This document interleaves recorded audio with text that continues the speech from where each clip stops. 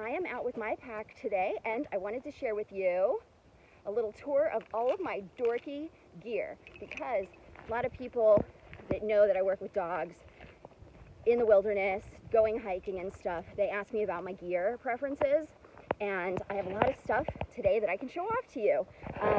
And a hip belt as well, and an awesome backpack as well that I will tell you all about if you're looking for good gear for the Pacific Northwest winter, or when you're out with your dog. These are good things to have. So I'll start here on my left side. So I got these amazing gloves. I love them so much. They are glaciergloves.com in an extra small for women, and it fits my teeny little hands like snug. It fits well. So they're completely waterproof, and so far so good. I'll tell you, I mean, everything starts out waterproof, right? But by the time you wear it 2 or 3 times, like, it's totally not waterproof. So, you know, it's the test of time and multiple exposures to water. Frankly, I feel that nothing is really waterproof, but if you layer properly, you can just still stay warm even while you're wet for hours on end, which is basically the story of my life. But so far, these are waterproof. I will let you know at the end of the season how they're doing. But they're also very comfortable, and I may even end up wearing them to go motorcycling in the winter. All right, so some other things that I have. This is a great little lighter. It's called the Explorer. It's totally waterproof. It is charged by USB. It's super lightweight, easy to open and operate, and you'll see in the little crosshairs there, it creates a little spark. I don't know if you can see that.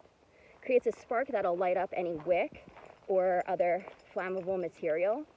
And if you charge it once, you can operate it by making a spark like a ton of times. I don't know. Don't quote me on this. It's been a long time since I've had it, but like over 100 times or something. I don't know. Some crazy number that makes it totally worth having. And I love that I can just like hang it from wherever and have it ready to use. Another thing I have is this beautiful gift that my sister gave me, a mushroom brush and knife. Of course I use that, you know it. Another thing, this is a little tip.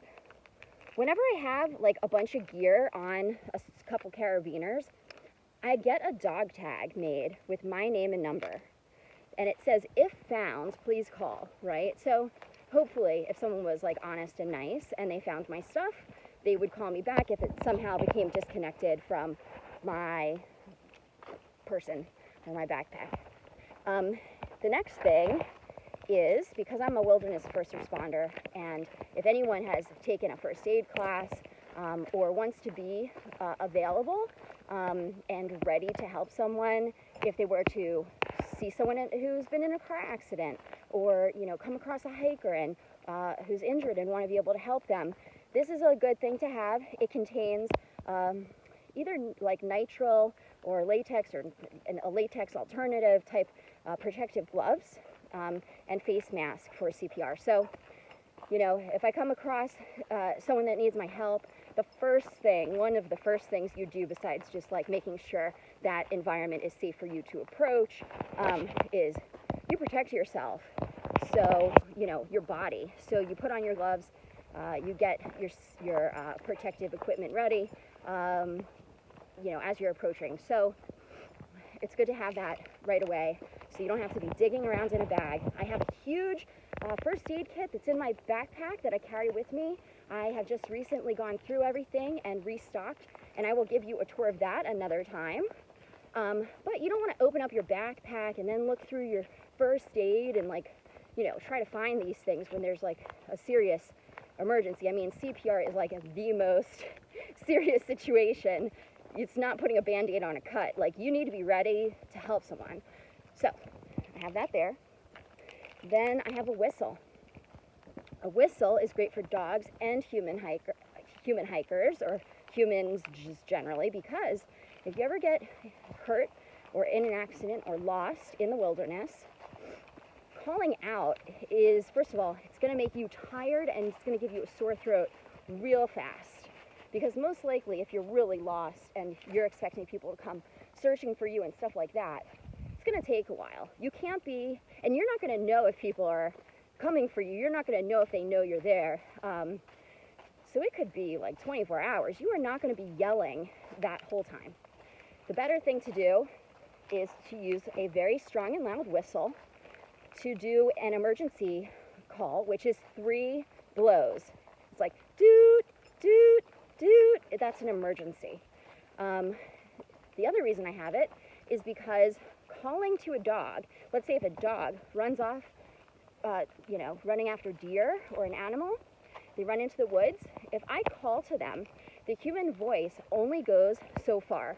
When you're, the distance that it can travel is only so far, but a whistle actually travels more miles than the human voice. So I use my whistle to call the dogs, call them back to the group.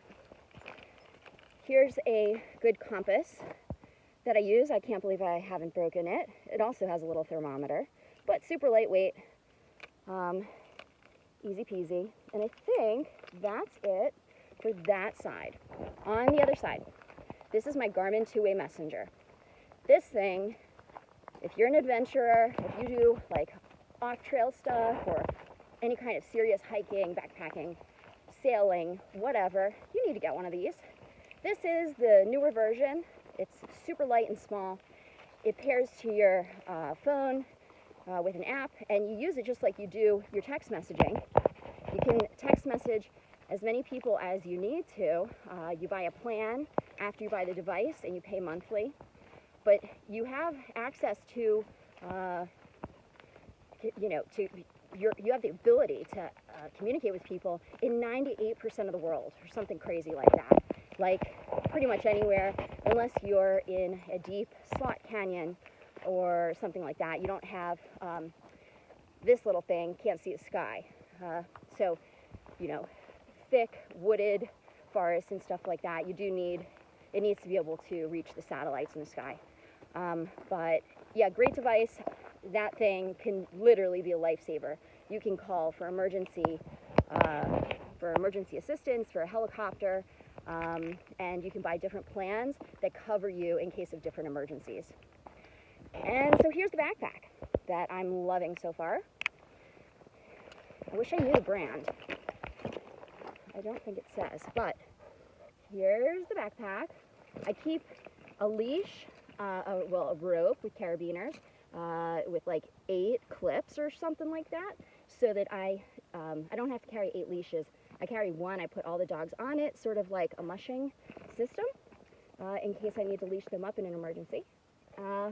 Well, it says made in the USA. All I can tell you is, I was looking at all the super expensive backpacks that are made for rafters and stuff that are, they're really dry bags, and they're really expensive. But I found this one at Andy & Backs again, and it was totally affordable, and hopefully it's going to be totally awesome. The guy at the store was like, yeah, if you ask any rafter, they're going to say this brand, like, get this one. So by the end of the summer, we'll see if it's still keeping my stuff dry.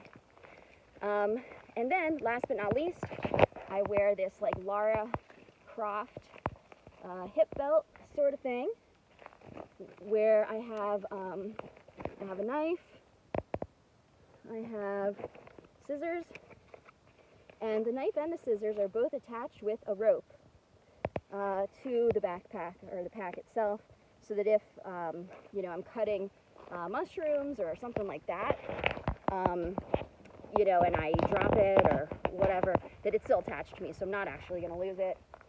And this one's made by the Israeli Army. Their gear tends to be really functional and long-lasting, good tactical type equipment. So yeah, that's the tour of my gear today.